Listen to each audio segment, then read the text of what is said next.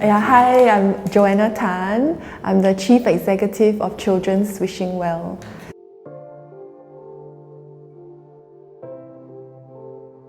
Children's Wishing Well is a registered charity in Singapore, and we support children from low-income families and disadvantaged backgrounds.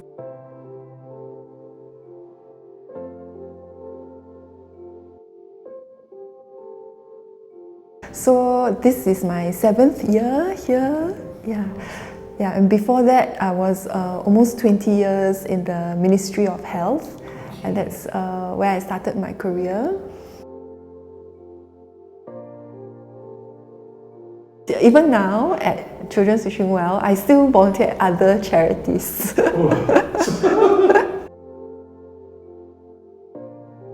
I gained a lot of self-confidence from that role, to believe that I can do it. I can do anything that I put my mind to. And that's the same kind of spirit that I brought here to Children's Wishing Well.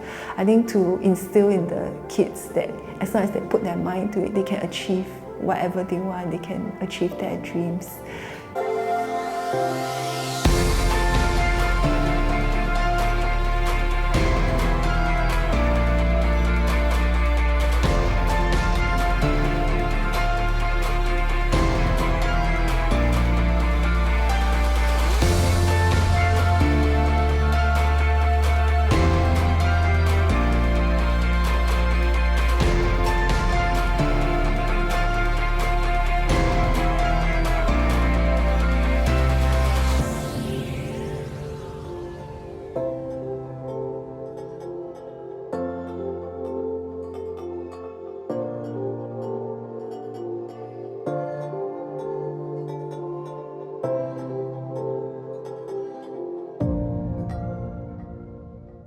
When I was 15, I started doing my volunteer work. I volunteered at many different charities, doing different types of odd jobs. At that time, like social responsibility, volunteer work was not a thing at all.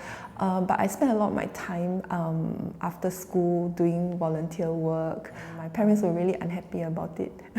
They thought that I should concentrate on my studies and not waste time. So I had to try to convince my parents, I think because money was always tight with the family. So it was something that they wished for me to have, that I would never have this burden that they had, to always worry about money. So they want me to do well and earn a decent living so that I can be comfortable, or more comfortable than they were.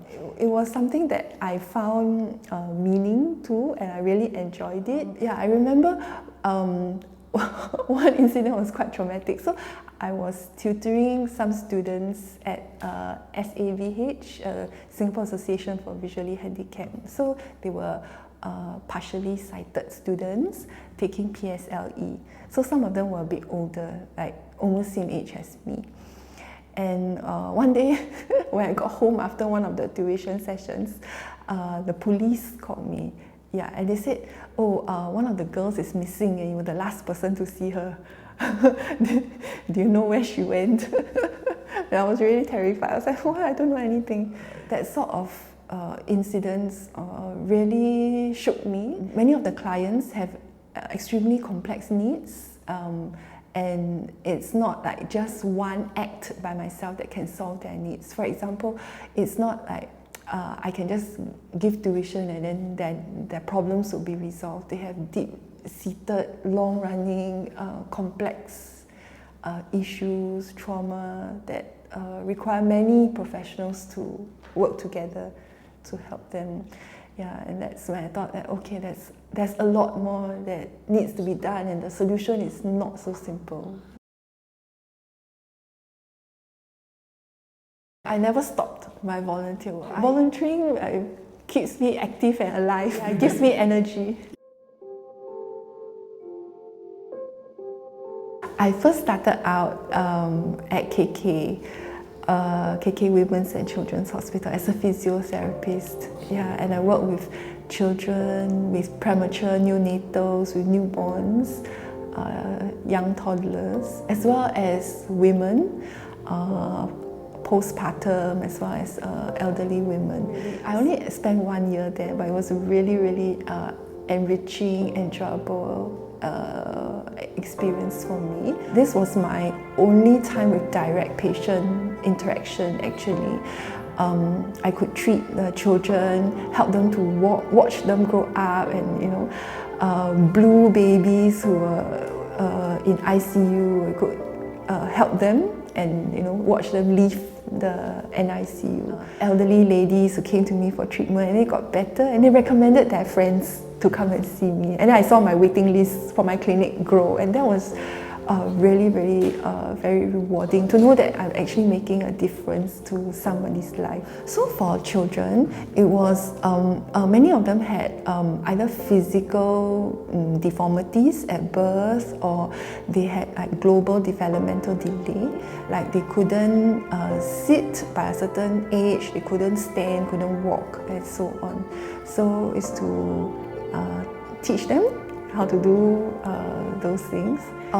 For the very, very premature babies, some of them have underdeveloped lungs, so we had to do like respiratory physio, which is to help them breathe, position them so that the phlegm can come out, and so on. Then for the toddlers who have developmental delay, is to teach them how to sit, teach them strategies of like how to activate that muscle, how to learn to get into that position. And for some of them, we might have to use splints or casts or tape in order to position the limbs. So at that time, because I was bonded, and so I didn't have much choice as to where I'm posted to. So I was, I think, the only one amongst the healthcare scholars who was selected for the admin service. So I was asked to go to ministry. And within the ministry, I was like posted around to different divisions.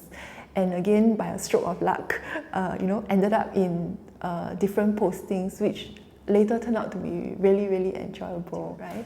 So going from direct patient care at KK towards when I went to the Ministry of Health was a big shock at first. So when I first went there, my boss said, write a paper on whether we need to build a new hospital. So I had no idea where to start. So I wrote a GP essay talking about the pros and cons of a new hospital. And my boss said, what is this?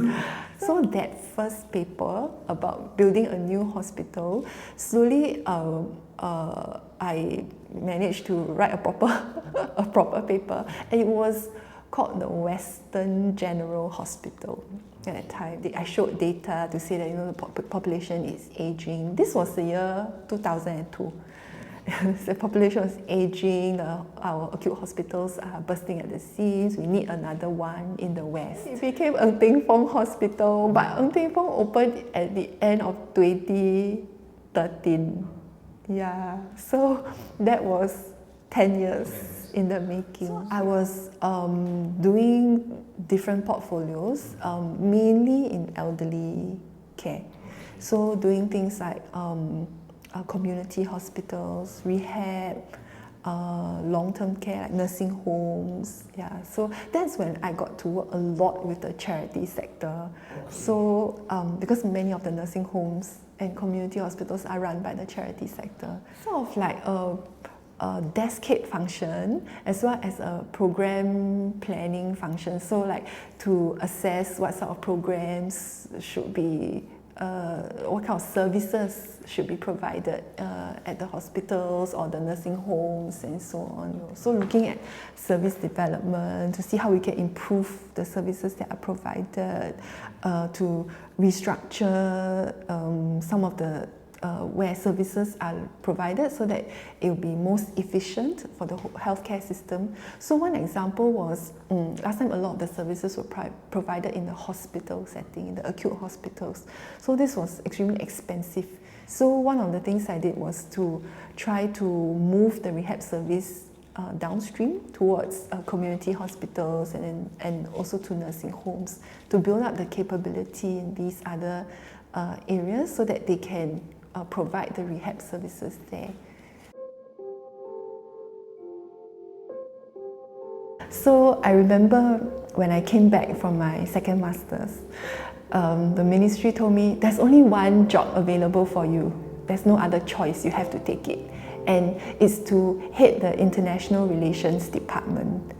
So I was like, what? International relations? Like, I don't know anything about diplomacy, and my personality is very, very introverted.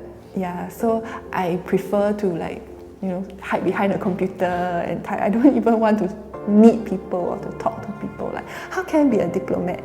And I'm so soft. Like, how do I assert myself to push Singapore's interests on the international stage? And it turned out to be amazing. In healthcare, especially public health, and one of the main concerns is communicable diseases. And communicable diseases knows no boundaries. It doesn't respect countries and so on. And Singapore being a very small and porous country, actually we receive a lot of inflow and outflow of visitors. That's where infectious diseases can spread. The job of a healthcare diplomat is to build up capabilities in the surrounding country so that they can manage and contain the infectious disease locally so that they don't spread to us, and also to find out early intel about potential communicable diseases that could outbreak elsewhere, to know about it first so that we can be prepared. And then also things like learning or exchanging of best practices, vaccines, the latest advancements in technology and so on. I think firstly it was to overcome myself, that I had this self-doubt, right? That I was introverted, that this is not for me. And how do you do that?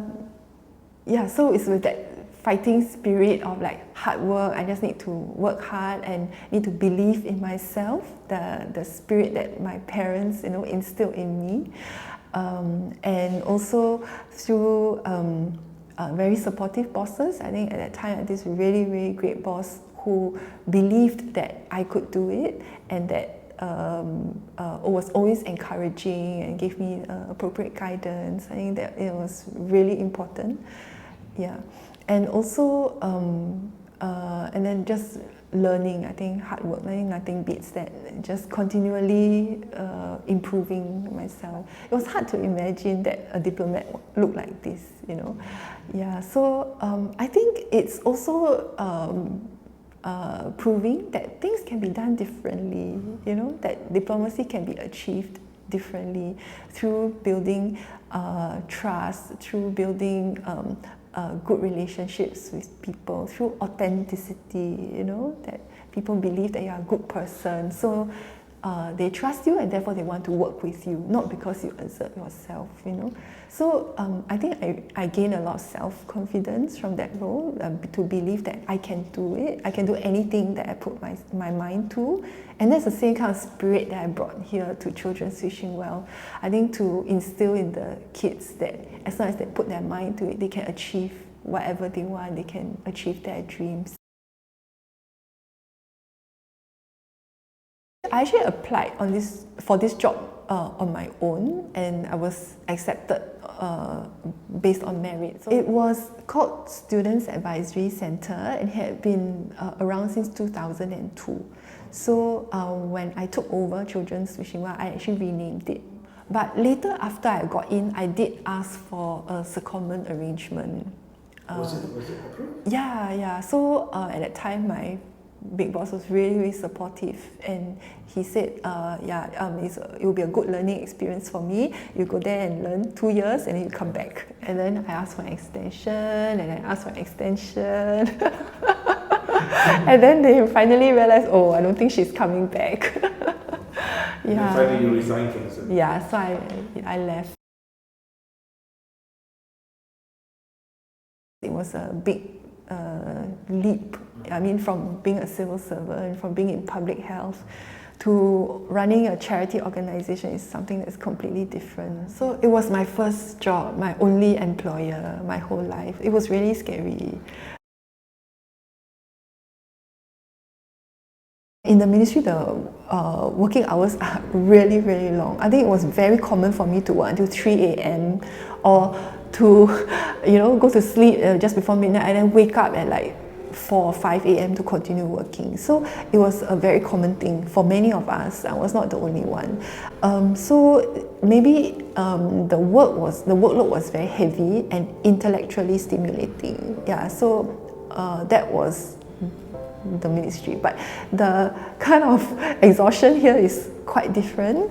I think we no longer have the 3 a.m. nights, but I do stay up at night thinking how I can help these families, how I can resolve this child's problem. I feel responsible, like I need to do something. So the biggest shock for me, right, coming here was that I do everything myself.